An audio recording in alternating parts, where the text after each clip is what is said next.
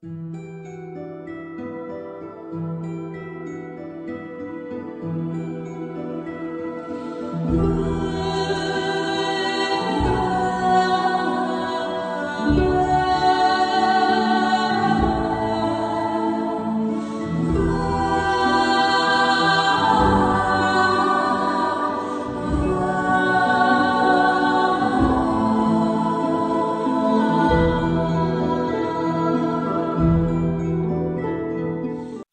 we're now at the halfway point through Act 3 here. In case you missed the previous two parts, let me sum them up for you. Life. Don't talk to me about life. By now it's obvious this show is less about science fiction reviews and more about me marketing my therapy. I've moved on from that marsh house. Thanks for that, Anders and Varric. But there's still plenty more out there. This one's in a prime location. Seems almost too good to be true. How's the inside look? Ah. I need to ask the realtor about that. If I enter that kitchen, will I be stepping into the past? Could I create some kind of butterfly effect that causes Russia to win the Cold War? Or Rob Liefeld to break his wrist and never draw?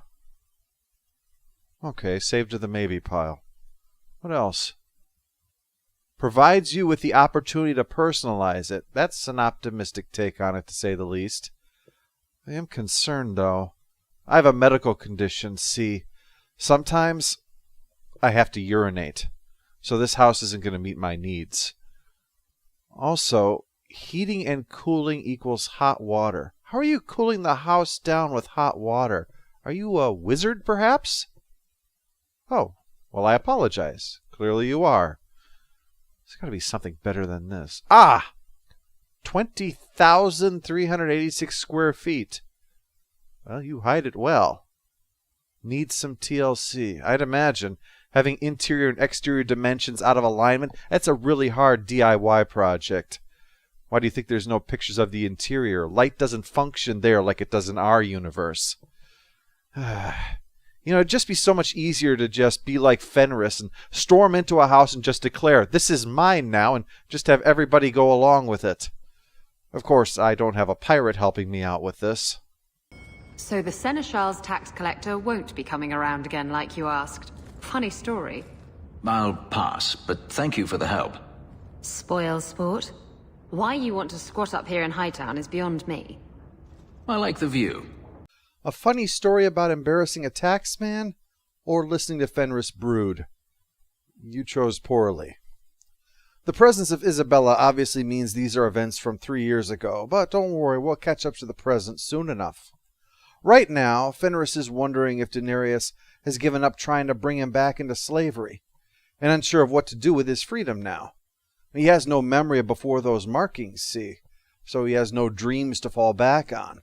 All he can remember is just oppression and then running. I shouldn't trouble you with this. My problems are not yours.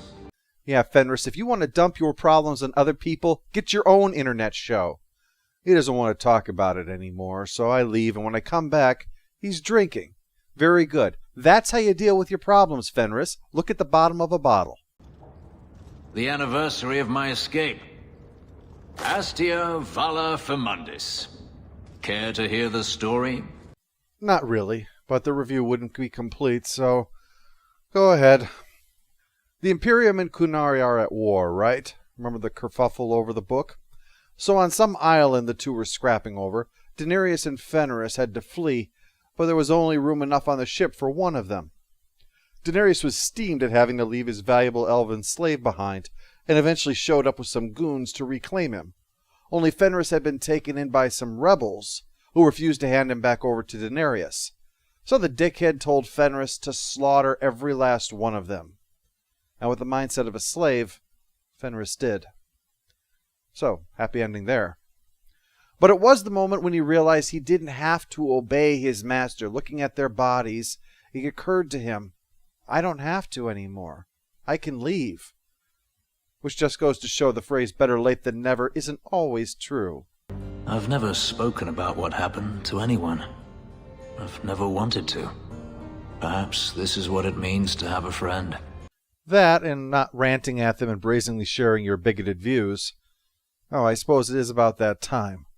though he does start this one off on the right foot. I've heard about the Circle of Magi outside of the Imperium, but I've never been in one. This seems more like a prison. That's because it is. Any place where you're held against your will is a prison, and this one in particular is no gilded cage. Yet despite noting its prison-like appearance, Fenris remains convinced that you can't help but lock up mages. They'll turn to blood magic at the first temptation. Power corrupts, as they say, and mages have power enough already. Yes, but by that reasoning we should lock you up as well. After all, you have magic, yet you want to be free. Are you so surprised that everyone else in your position wants the same thing? As the Circle here is proving, persecuting and punishing the innocent is more likely to create the very enemies that they're so afraid of.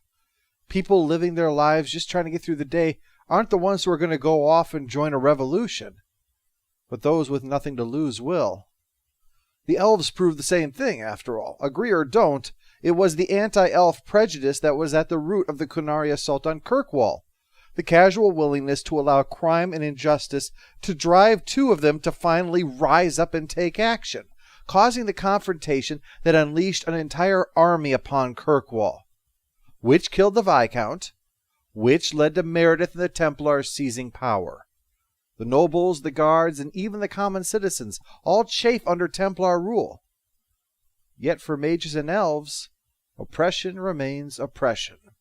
The revolution came, and things only got worse for those at the top. The bottom can't fall any further than they are now. Do you think mages should be free? Everyone should be free, not just mages. Not everyone's dangerous. It's not about who's dangerous. It's about having choices made for you. Don't you wish you had the choice not to have lyrium stuck under your skin? I do. This is silly. I don't want to argue. Do you want to guess what color my underclothes are again? Oh yes, that's much more fun. Speaking of underpants, they're about to get filled. I mentioned that there was something even worse that Hawke had to worry about. That's found in our final DLC, Legacy. As with Mark of the Assassin, this is a complete standalone story, unlike Sebastian, whose story is ongoing with the overall DA2 tale. I should mention, this one is going to be cropped funny. I don't know what exactly happened, but it happened. Luckily, it was just one video file out of 11. Unluckily, the reason that there are 11 video files is because the game kept crashing during some of the load screens, like with the dragon. Have I mentioned this game is buggy? It's buggy. Anyway, Cassandra brings it up, irate because the Chantry showed up somewhere and were shooed away by the Grey Wardens, but it had something to do with the champion. Just some business with Hawke's family. A few Carta dwarves who went too far. You're not going to believe me. Don't say that. Of course I'll believe you. Unless you say this game passed QA with flying colors, then I'll know you're a stinking liar. This whole mess, with the Grey Wardens I mean, not Dragon Age 2. I realize I should have been specific when I brought up messes. This whole mess started because some Carta dwarves have been coming after me and Bethany for a while now. They snuck into the gallows. If there hadn't been Templars to stop them. Then they would have been frozen, incinerated, or turned into frogs by all the mages. As far as my contacts in the Carta know, they shouldn't be here. There shouldn't even be a here. This place is invisible. A big blind spot on the map. I know exactly what he means. That's why I had to switch from AT&T. Let's move before we're spotted. At least the Circle let me come. I didn't want you to do this alone. If you need me, I'll be keeping watch. Yeah, I would have liked to have brought Bethany along. She probably would have things to say about what's going on here. But, as established, keyboard gaming is a challenge with my condition, so I need a warrior, which means Aveline or Fenris. And after the past 7 minutes of listening to him, there's no way in hell I'm walking into miles of underground tunnels with him. And that's the reason I think being in a cell with a mage is worse than being in a cell with a werewolf. Can we change the subject? Sure. Want to talk about the best music to sing when you're killing a mage? No. This one's my favorite. So yeah, Aveline's coming along. And since this involves Grey Wardens and Carta dwarves, Anders and Varric might be helpful. So sorry, Bethany, but I bet you're glad to get out of the circle so you can stand here in the desert. You're welcome. What does my father have to do with this? It began with him and ends with you. Blood for blood, that's what we were told. You're not making any sense. You've come to us now, and that's the only thing that matters. Well, we came here hoping for answers, and we're getting them. It's just that, well, I'd been hoping they would sound like something from this dimension. We must have it. I hope you don't mean my blood. We will take it. Okay, well, at least things now make sense. Not why they want my blood, just the fact that they want my blood, they're prepared to kill me to get my blood, so I've got to kill them first. So really, this is just all in a day's work now. So, we fight the dwarves who want my blood, then more dwarves that want my blood. And after that, there's some more dwarves, who, turns out, want my blood. There are also some of those rhinoceros dinosaurs in here. I don't think they're after my blood specifically, but I don't know how deep the conspiracy goes, so let's not put too much stock in assumptions here. So, having waded through all that, we get inside, and what do we find? Dwarves who want my blood. Wait a minute, I'm noticing a trend here. I should mention, by the way, that Anders coming along is actually out of character knowledge. All I know is that these dwarves are after me, but Cassandra had mentioned the whole Grey Warden thing during that introduction, so I took advantage of that to say, hey, maybe he'll be useful on this mission. Maybe I should have reconsidered. While we're stuck down here, Meredith could be burning down the circle. Oh, you're right. How silly of me to think that endless waves of assassins after me personally merited my attention, when by all rights I should have been standing outside the gallows with a bucket of water, just in case Meredith flipped out and started a fire. With you, it's all my cause, my mission, my interest, my concerns. You certainly put the "my" in myopic. If you're not going to get your head in the game, Anders, then I'm going to shove it so far up your ass you'll surprise justice right out of your body. We finally get the first clue to this madness with a name, Corypheus. And after killing a few more dwarven blood hunters, we finally find someone who at least is willing to talk to us first. The Hawk's blood. The Master will rise. He will be free. Garav? Varric? No one told me you would be part of this. We were just going after the Hawk. Hey, as awesome as it is in theory to be referred to as a the, knock it off. In practice, it sounds like I'm a Hanna-Barbera superhero. I thought better of you than this. I mean, gutting the occasional competitor for fun and profit, that's the game. But what are you all even doing here? Worshipping demons? We drink the Darkspawn blood. He calls us. I don't know what's worse, the fact that every answer just prompts a new question, or that that question is always, "Dear God, why?" The Master is calling. He needs the blood. I'm forced to ask, "Dear God, why?" Garav, buddy, this isn't like you. Look, I've still got Bianca. Never misfired a day in her life. You don't want her to see her papa like this, do you? Varric, you want to spare this bastard? Not if he's after you, Hawk. See, Anders, Varric is ready to kill his friend with the very weapon the guy built, just to protect me. And you're busy whining about your fear of missing out. I can't believe he ended up like that. Well, if you need to talk, Varric, you just let me know. Because after all, I'm your friend, and a friend is there for you, not like someone who just works with you and uses you when it's convenient. Right, Anders? Know what I'm talking about, Anders? I'm saying you're a dick, Anders. A massive, flaccid dick. There's more dwarves within, and I'm guessing this guy's the head weirdo. He's got the biggest axe, and experience has taught me that person is in charge. I swore to Corypheus we'd bring him Malcolm Hawk's blood, one way or the other. What does this have to do with my father? The Master wants you. I don't ask why. That's the problem. You should. Anytime it involves blood or death or dismemberment or anything like that, it's time to stop and ask why. I mean, you know it's for evil, obviously. It's good to know the kind of evil you're involved in. Evil, it's kind of like BDSM. Just because you like some of it, it doesn't mean you're down for any and all of it, right? And generally, demonic overlords aren't big on safe words. Banana, my lord! Stop raining lava on the village! I said banana!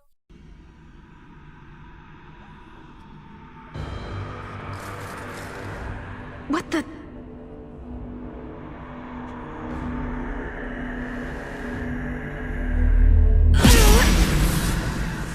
What is this? I can feel it inside me. The worst part is, I'd have yelled at anybody else who did something this stupid. That weapon draws on your blood, Hawk. There are dangerous magics here. This is going to take me to Corypheus. Yeah, I'm not listening to your warnings, Anders, not after what you did, even though you're making complete sense.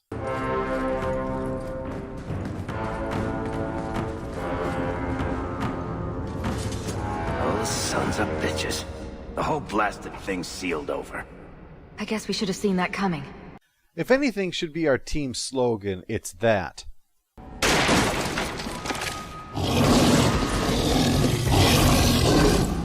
See? This is a perfect example. Really, anytime a cutscene shows up, it's probably perfect. Be bound here for eternity. Hunger stilled, rage smothered, desire dampened, pride crushed. In the name of the Maker, so let it be. So I'm guessing this is a place to lock up demons.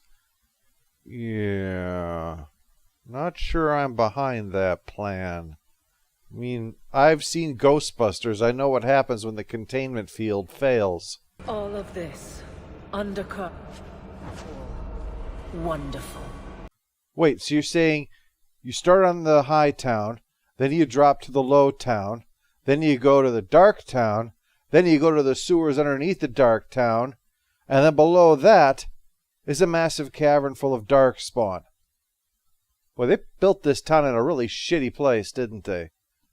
It does explain all of those please call before digging signs that you see. Don't want to wind up opening a portal of darkspawn just because you wanted to dig a new swimming pool.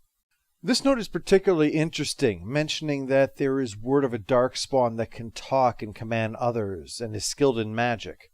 Sounds a lot like the Architect. Except the timing for this is wrong.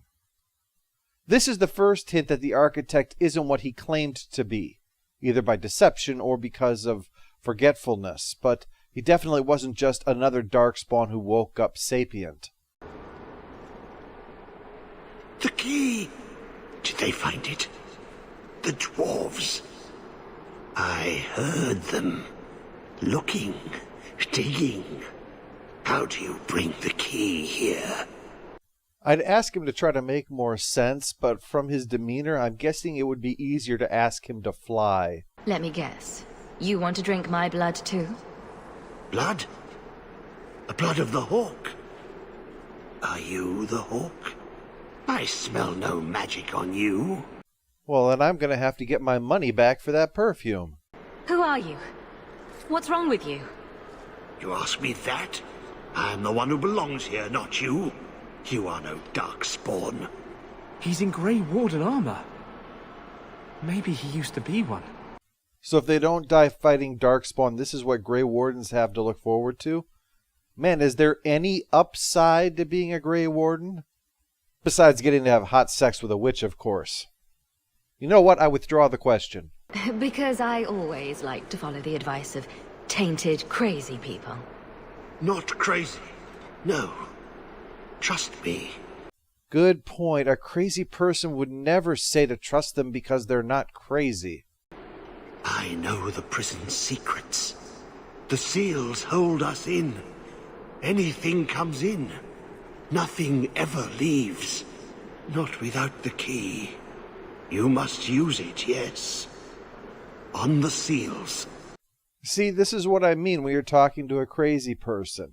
You might think this is magical seals, but crazy person means it's entirely possible there are actual live seals in there that he expects me to drive this axe into. There they are! Quick, drive it into their skulls!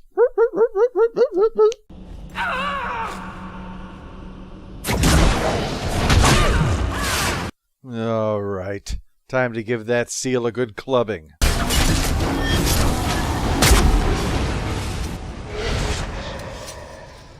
Oh yeah, thanks for pitching in there, Gollum. You were a huge help. Give it the key. Let it take the magic back to itself. Absorb it. All who came before. What he means is that I get to upgrade this axe, so I get something useful out of this whole DLC. Eventually, his crazed mutterings reveal that he's the Warden Commander, here on his calling. The calling being a nice way of saying, heading into the deep roads to die fighting Darkspawn. Yeah, at least he gets to meet his end with dignity. In the darkness, what waits there? I'm not listening. I'm not listening. Oh yeah, I've learned that lesson the hard way from you, Anders.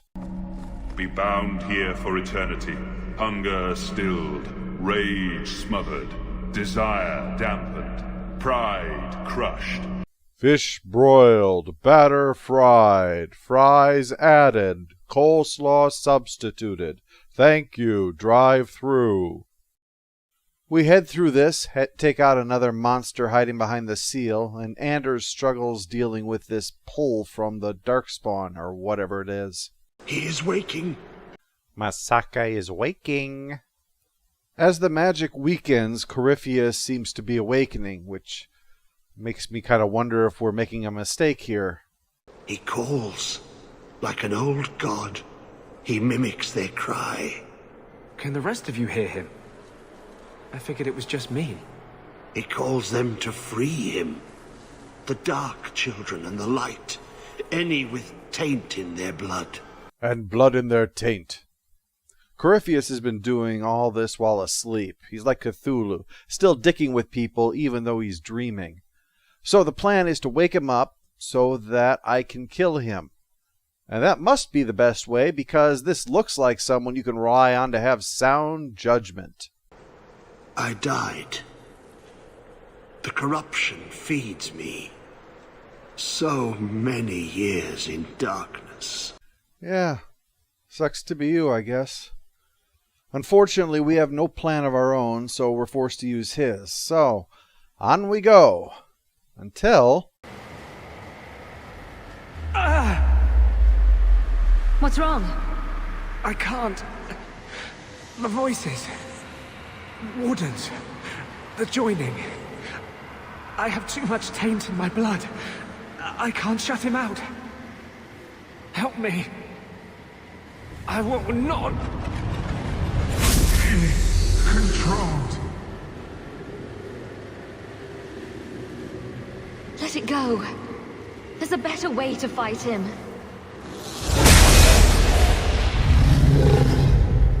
Oh no.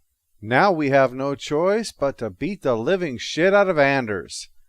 Damn you, Corypheus, for making me repeatedly knee him in the groin. I don't know how I'll live with myself. Thank you.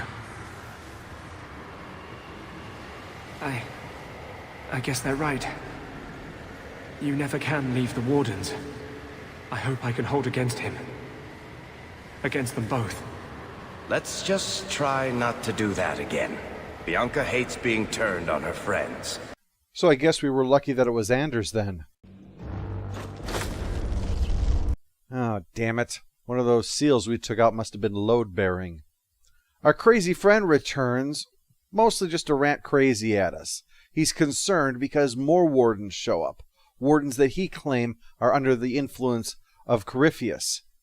I'm not so sure about that, though, because they don't come up and start demanding my blood from me or anything like those Carta dwarves were earlier. Something else is going on. Seems everyone's interested in your father. Then you don't know? Without Malcolm, this prison would have fallen 30 years ago. This Corypheus, he was such a powerful darkspawn, the wardens had to build a special prison to try to contain him. And even then, it requires reinforcing every now and then with the blood of a mage. Blood taken from one without the corruption, so none of the warden mages could do it. Sounds like Dad did it, only he never showed any sign of being a blood mage. But since his blood sealed at last, only someone with similar blood can undo it, and that's what the Carta was after, to use my blood to free Corypheus. But luckily, the wardens are here now, and they... want to use my blood to free Corypheus. Well, they're not trying to kill me for it, so things have improved slightly. Kind of like falling out of an airplane while holding a bedsheet might slow your fall, but doesn't leave you feel like you should make long-term plans. He's our greatest opportunity. A Darkspawn who can talk, feel, reason. Corypheus cares nothing for blights. He used you. The Warden Commander. Don't listen to this creature. He's half Darkspawn himself. I know how to harness Corypheus. Use his magic to end the blights. Well, lady, here's the way I see it. You sent the Carta to kill me and take my blood, which tells me one of two things. Either one, what you plan is going to kill me anyway, in which case I disapprove of that plan, or it won't kill me, which begs the question, why did you send people to kill me? I mean, I get the idea that the death of one person to prevent any future blights might seem like a good equation to you, but I am an upstanding citizen, as far as you know. So you could have just come to me and asked me. I mean, it is what you're doing right now, isn't it? And you wouldn't have to fear tipping me off, because if the worst came to worst and you somehow managed not to assassinate me and I managed to disappear somehow, despite you coming in there prepared to take me out, you could always go to the Circle and use the rite of conscription to take Bethany. I doubt they'd put up much of a fuss to get rid of a mage. So this means that either it's going to kill me, in which case I disapprove of this plan, or you're being controlled somehow, in which case I don't really approve of your plan either. Anyone have anything to add to that? Don't do it, Hawk. The Warden Commander made a deal with one of these. We still don't know the consequences. Worth the risk. If he doesn't help, it's one more big Darkspawn to stick a bolt in.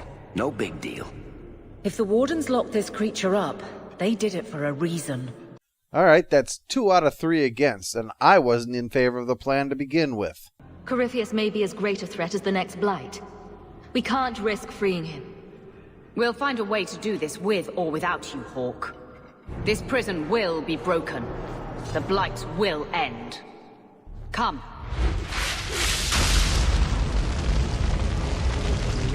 With me! We will beat them to the seal! Oh yeah, we'll speed right along with you leading the way. Along the way, we find out that our instincts were right. This plan is doomed. A note says that this was already tried before and it backfired on them. Corypheus can't be used, only freed, to start a blight of his own. So for a Grey Warden, that's a real faceplant of a move there. To prove the point, she shows up ahead of us. Yeah, don't know how they got past the fastest loper in the West, and then slows us down even further so she can continue freeing Corypheus. Years ago.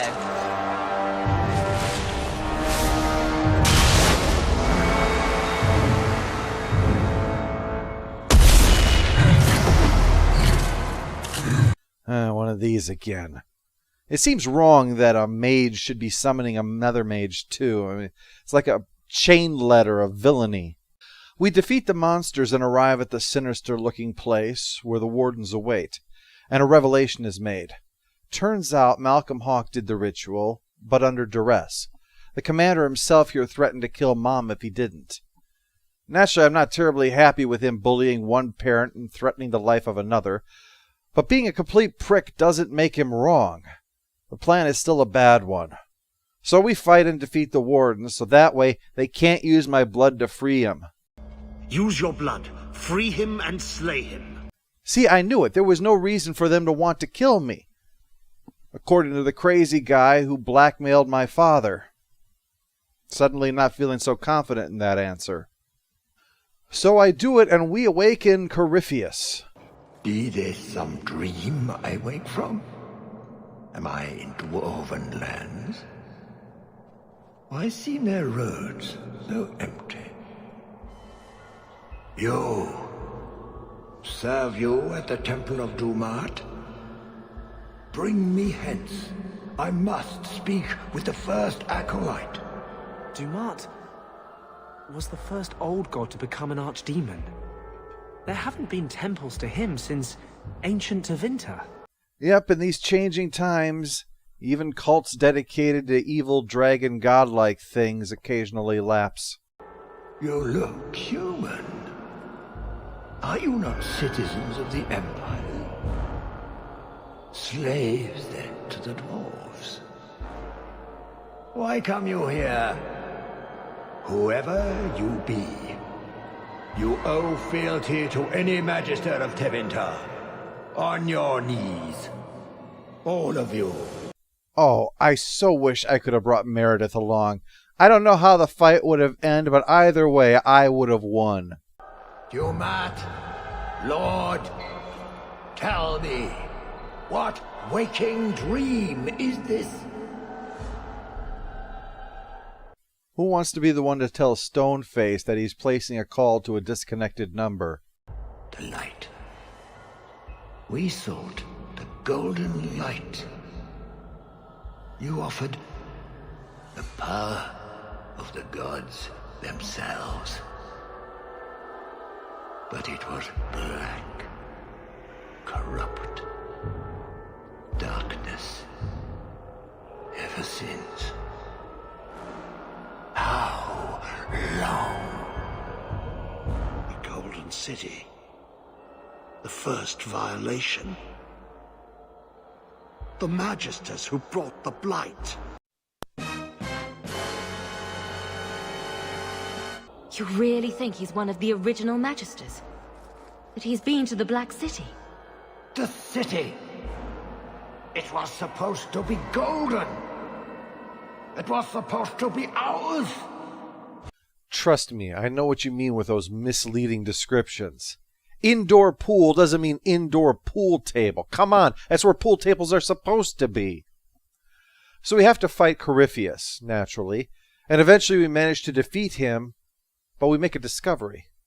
Anders had been highly skeptical of the entire story, certain that the Chantry had made up the Darkspawn origins out of whole cloth, just to have another thing to pin on mages. But now... That amulet. No one's used that pattern since before the First Blight. It was unique to a small sect in Tevinter, who worshipped the god Dumat. Corypheus really was an ancient Magister. I always thought the Black City was just a story. Even if it's true, it doesn't justify punishing mages over 1,000 years later. Do you think? What else might the Chantry know that we don't? I'll need to study this further. Let's not jump to conclusions here. I said back with the original Dragon Age that we only have the Chantry's interpretation of events to go on. Now, it has been obvious that the viewpoint was intended by the creative forces behind the series to be a true historical account. But this is kind of like the Death Star explosion over Endor. The intent is a happy ending, even though physics says that it's undeniable that the moon would be annihilated by the falling debris. You can go with intent, but intent doesn't negate that reason based on presented facts can lead to the opposite conclusion. Likewise, the Chantry story really is just how they interpreted the events. And you may not have noticed this, but some of the Chantry have agendas. What Corypheus' existence does is confirm that, indeed, a group of Magisters did go into the Fade, found the empty city, and brought corruption back to the world. But these facts are the only facts which can be confirmed. Just like the discovery of the sacked city of Troy proved the Trojan War happened, but not the existence of the Greek gods, so too does the discovery of one of the original Darkspawn Magisters prove only those parts of the story, not the totality of the story. The involvement of the old gods, for instance, which some sources suggest are the true source of the Darkspawn rather than the corruption of the Magisters, isn't considered in the legend. In other words, it's entirely possible that the Magisters may indeed have led to the First Blight, but it's possible that their involvement was tangential, merely allowing for Dumat's plan to reach fulfillment. Not too surprising if the city was already black when they arrived, as Corypheus suggested in his quote. Again, the creator intent is almost certainly the story is literally true in all aspects. I'm just saying that this only backs up some aspects of the Chantry story, not all, and it is entirely possible that emphasis and interpretation is there to further the Chantry's own agenda. Legacy is much like Arrival for Mass Effect 2. Arrival was a bridge from Game 2 to Game 3, showed you being turned against by those who previously were your allies, and had you converse with an important villain as a lead-up to their role in Game 3. Legacy's the same thing. The reason you saw Sir Lopes-a-Lot walking normally is that, even though he claims killing Corypheus made him better, in reality, Corypheus entered him upon death, similar to the way it works with killing an archdemon, except Corypheus is living on in this new body now. Now, my feelings for Legacy are mixed, partially because I'm not particularly a fan of DA2's combat. Mooks are just something between me and where I need to be. That's why I don't even bother with the hidden boss. I'm just not interested. So, while playing through the story, I intellectually appreciate the idea of it, the mystery aspect with different steps to it. First the dwarf layer to cut through, then discovering far more to it. The weirdness of the crazy guy, adding in the wardens, and then finally meeting Corypheus himself. To get the negative out of the way first, though, just having waves of dwarves coming after me and making no sense got old after a while. It felt like too much repetition with them. However, the atmosphere inside improved as we got closer to the warden prison, and I think the payoff was certainly worth the build-up. Despite what I say about the in-game implications towards the story, including one of the original Magisters was really delivering the goods, giving us tantalizing morsels about the lore without dragging us down into the mire. The coda, however, was weak. It's you talking to Bethany and remembering a conversation with your dead mother. You could do this quest any time you want, so you could do it while she's still alive and talk with your live mother. I guess they figured they didn't want to waste that conversation. But all this is reminiscing about your father. If you're willing to show a dead parent, why not show the actual guy? Have Hawke interact with him, in memory, or even better, through fantastic magic or whatever. That would have made a more lasting impression, and could have served as a build-up for whatever crisis you were building towards at the end of the act. But instead, it just lacks emotional resonance. Legacy feels much smaller than Mark of the Assassin, and aside of the peak with Corypheus, doesn't reach the heights of the DLC. It's not Golems of Amgarak, or whatever it was, that was really mediocre from the first Dragon Age, but it feels like it was a ground-based double when it could have knocked it out of the park.